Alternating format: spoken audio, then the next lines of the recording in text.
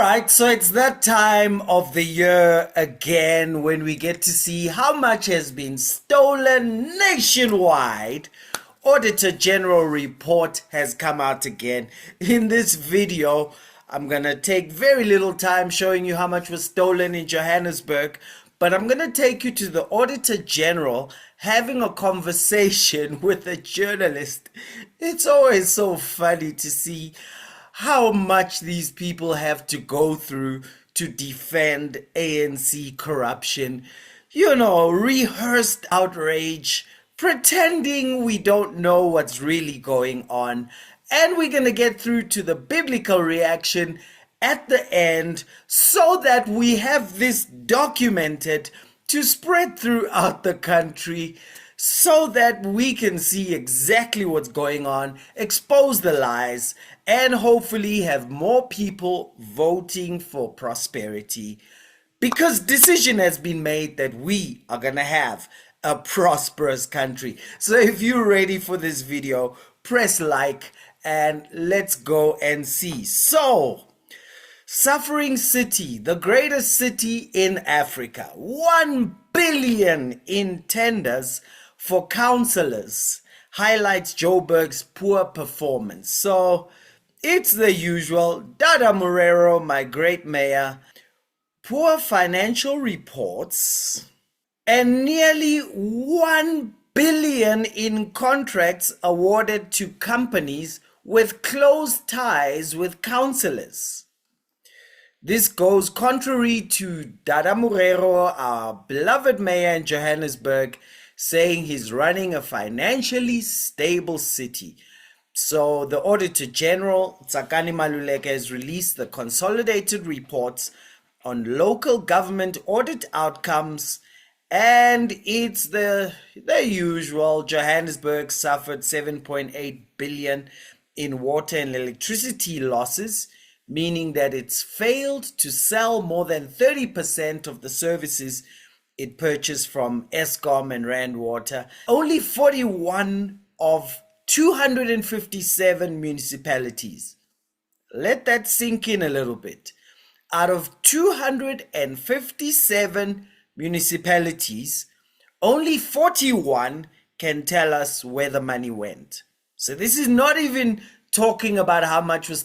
Only 41 can tell us where the money went. Now, in Johannesburg, if we get more specific, 972 million was awarded to companies with ties to the comrades. And they didn't even declare that they have an interest in these companies in the 2023-2024 financial year. All right, so that's 6 contracts like that. They make 1 billion in Johannesburg. There's 72 contracts like that in eThekwini. There's 4 in Cape Town. There's 26 contracts like that in Nelson Mandela Bay. There's 8 like that in Buffalo City. It's the usual. I don't know. Do we need to go into details about this stuff? We do get it now, don't we? And every journalist gets it. If they forget, I'm sure every journalist gets a reminder from citizen concerned to beware of the comrades. They all hire cars from Mike Sham, and they all are subscribe to the 360 experience. Come on, is there anyone who doesn't know where the problem is? Watch this journalist on SABC going on trying to figure out, maybe it's the systems. And then in between there's this is so surprising. Maybe it's how it's structured. Maybe if we could figure out how to educate the people in the councils. Maybe if we could find a way to make them more competent. And the answer from the Auditor General keeps going back. It's the politicians, silly. Maybe we need to educate them more. It's the politicians, silly. It's so disappointing. Maybe if they work harder. It's the politicians, silly. The search for the answer. The search for the solution. Maybe we need better schools teaching accounting. Maybe we need systems that work better. Maybe, I don't know. How could we stop this money from getting stolen? Let's look for a solution. When one goes through your report, for example, it's really worrying because you have mayors, councils and municipalities, right, displaying little fiscal discipline. And this has serious impact, especially when it comes to the lives of residents. And you think about service delivery that would be impacted here. Absolutely. So the law says that it's the mayor that's supposed to monitor the implementation of the approved performance plan.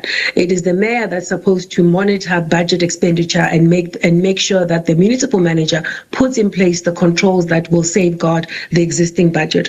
Now, what we are reporting is that unfunded budgets continue to be approved by councils. And even when budgets are approved, you end up still with unauthorized expenditure. Why? Because people are spending beyond what was initially approved. And that's the mayor's job to oversee and take action. And yet they don't. What we see often is that even when the performance on the things that have been agreed is falling short, there's no action taken. The technical people are not held accountable. The municipal manager is not held accountable. It's the mayor that must drive those things. It's the speaker and it's council that must make sure those things are done. So even if you invest in the very best skills in the administration, for as long as they are not properly supervised, monitored and held accountable, you're not going to get the outcomes you want. And the people that must do that are those that come through the political system. And you speak about systems, and I want to stay with something that you said, because it's a question I've had over time now, that if you're going to have municipalities committing more than what they have, right, as far as a budget is concerned, one would wonder, what about the system allows this to happen? And I know you say it's a lack of effective oversight, but is there no way that a system can be put to make sure that should you exceed, and maybe because there is room to exceed just a little bit, but should you exceed more than you should, then it flags it down and then you're not able to continue? What we see is that within the law, there is an expectation that the provincial treasury takes action to safeguard this thing where there's overspending on budgets or there's approvals on unfunded budgets. Municipalities do submit their budgets to provinces for review, and then they just continue to, a province will give recommendations on adjustments that should be made, and then municipalities ignore that. And then at the end of the year, of course, then they have a deficit. They end up not paying their creditors, a la Eskom, water boards, and other suppliers. And then this continues over time. And then they're not held accountable. The provincial legislature doesn't monitor what happens. The provincial executive doesn't monitor effectively. And then we seem to lurch from crisis to crisis. Sure. And, when you think about, for example, 99 municipalities, right, receiving unqualified audit opinions with findings on performance, information and or compliance, right, some would say that, okay, at least it seems like things are improving somewhat for us, so maybe we kind of should try to maintain this position. But this status quo is quite dangerous, particularly when you think about the risks involved here. Absolutely. And so what we've been flagging is that even those 99, 71 of them only got to unqualified or rather credible financial statements because we gave them the opportunity to correct the errors we identified. What that tells you is that the normal daily, monthly, quarterly practices of managing finances are not sound. And so it means that those environments are struggling still to manage their finances in as much as they're struggling to make sure that they deliver on what's been set, and in as much as they're struggling to remain within the law when they procure goods and services. It tells you that the system of controls is not strong at all. And then it tells you that because many of them have stayed in the same category for many years, they are complacent. And so they don't act on audit outcomes from year to year, and they are not held accountable for that. And what happens is that the municipality gets weaker and weaker over time. They end up with huge financial risks in terms of financial viability. It should pain us all to realize that of the 8 metros, the big cities that look after half of the budget of local government, that look after almost half of the households of South Africa and their service delivery needs, these 8 metros, only one has a clean audit. And these are entities that have big budgets and are located well to be able to attract, retain, and afford the type of talent that they need to run these municipalities. They simply are not investing in that capability. What reason were you given, for example, for a city like Johannesburg not being able to submit quality statements? And this is a serious concern. You know, the city of Joburg has been troubled by major instability at council level, major instability at the senior management level. In fact, even as we speak, I don't think there's still an accounting officer in place. So these things will end up breaking a system. So the key disciplines that would have been enforced when things were more stable, they do get broken over time. So we attribute much of the lack of discipline to that very issue, because there isn't a shortage of skills available to compile financial statements in the city of Joburg. And I want to borrow from your report on this one municipality, because I was stunned as to how this is allowed to continue. Maluleke local municipality in the Free State, demonstrating a pattern of, and I quote, disregarding requirements to maintain and submit records over a number of years, and received a disclaimed audit opinion on its financial statements for 8 consecutive years. It was also unable to provide evidence for its reported performance information for auditing from 2018-19 to 2022-23, mainly due to a lack of records because a proper performance management system had not been established. Is it because those at the helm are failing here? Or what exactly is going on? This cannot be allowed to go on for so long. You're quite right. It shouldn't be allowed to go on for so long. So we have to look at the people at the helm and check why it is they continue to be in those roles. What we see at Maluleke is that the problems are not just about financial statements that are not submitted or disclaimers of audit opinions that are not dealt with. You can link it directly to dysfunction in the municipality and directly to negative impact on the lives of citizens. The people of Harrismith, we must all agree, deserve a lot better. And they definitely do, especially when you think about the fact that there is room for improvement in all of these municipalities. I take, for example, Umshwati. In KwaZulu-Natal, with an improved, record from a qualified audit opinion with findings in 2020-21 to an unqualified audit opinion in 2021-22, and of course maintaining to achieve now a, clean record. And I wonder, what do you think drove this as far as the team was concerned when they were looking into the financial records of this municipality? What drove this turnaround? It was a financial officer that was hired. There was stability in leadership. That finance officer followed up on prior year audit findings and continued to drive the necessary improvements. The individual also had the support of the municipal manager and of the political leadership.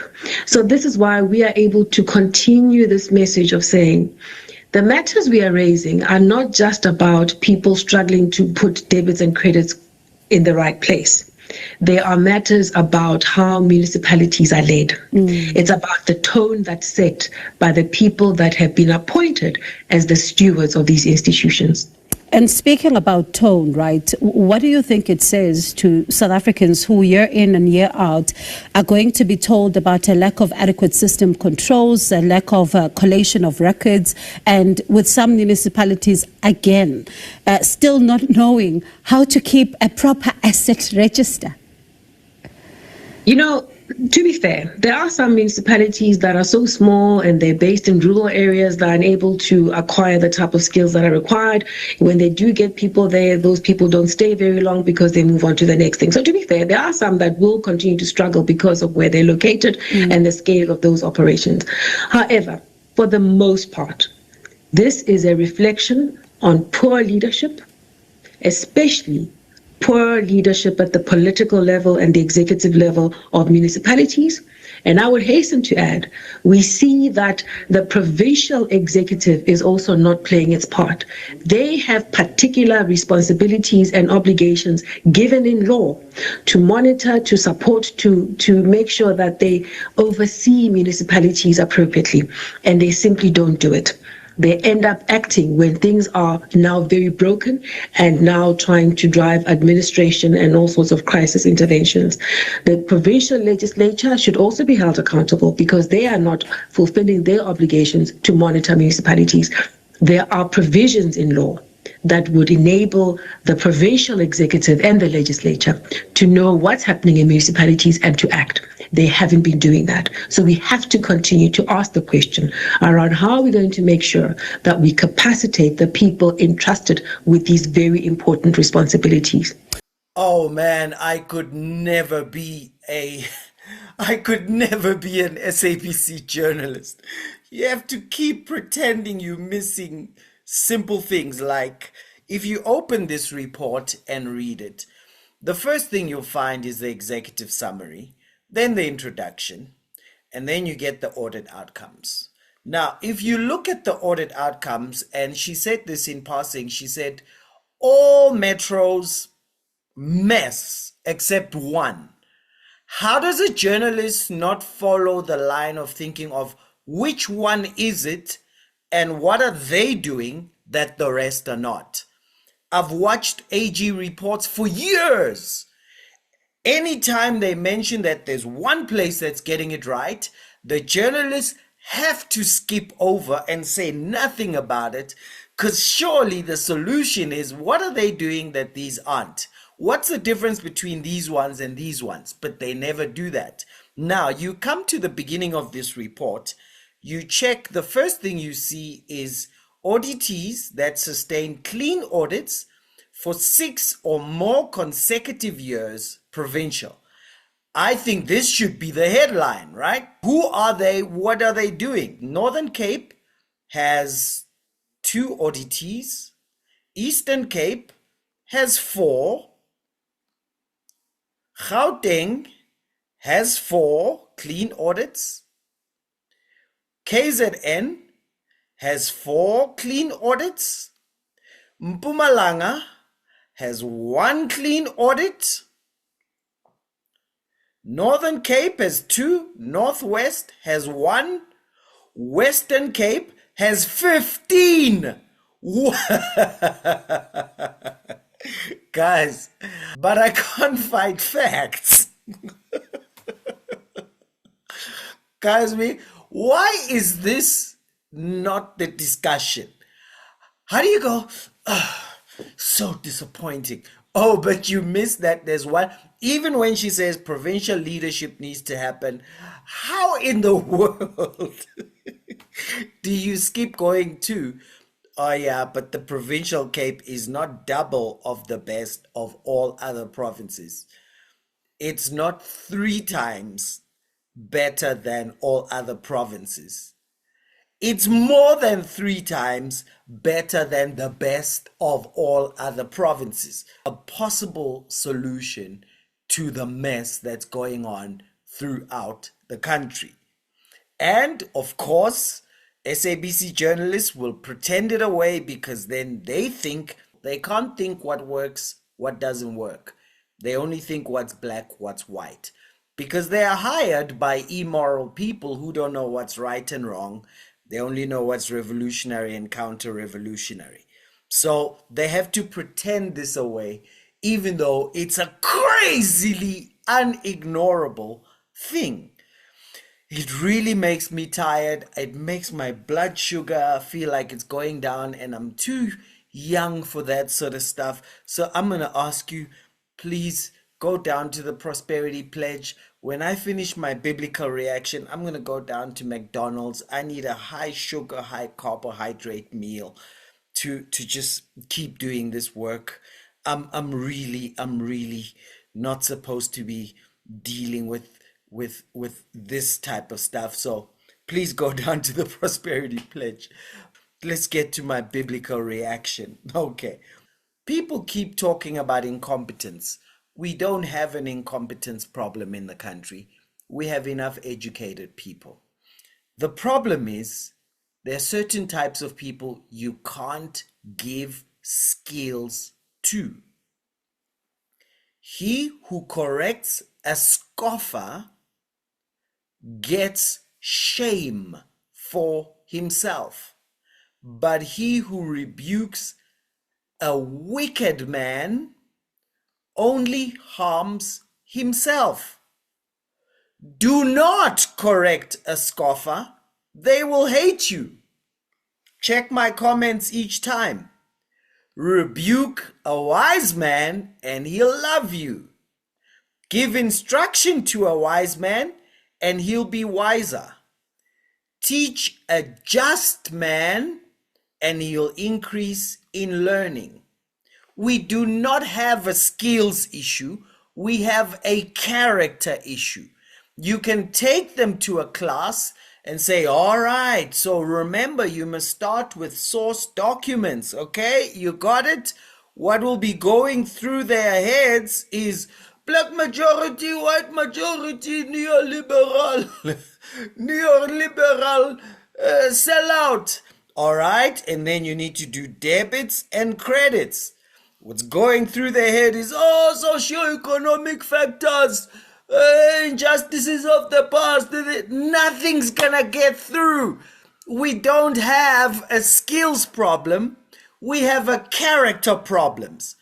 Comrades are on a systematic mission to undermine the morality of our people with their neo-Marxist talk, and people of low moral character do badly with finance. The Western Cape, because they're not neo-Marxists, it's easier to solve problems when they arise. In all these provinces led by comrades, whether it's KZN, whether it's Northern Cape, whether it's Free State, you can't teach a comrade to do well with money. So the solution is very simple. We just have to replace scoffer leadership with non-scoffer leadership. I always tell you, and you can go to this video and get to see the difference between builder parties and comrade parties.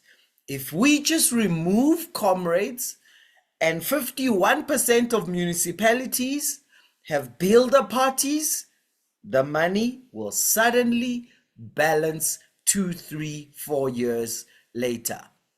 And so this is a simple solution. So please tell somebody, to tell anybody, don't vote for comrades, revolutionaries, Marxists. They will steal your money. Please, just vote for prosperity. Not victimhood, not envy, not anger. Vote for prosperity. No man can serve two masters, because either he's going to love the one and hate the other, or he's going to disrespect the one and honor the other. You cannot serve God and Karl Marx. So let's make history together. Cheers.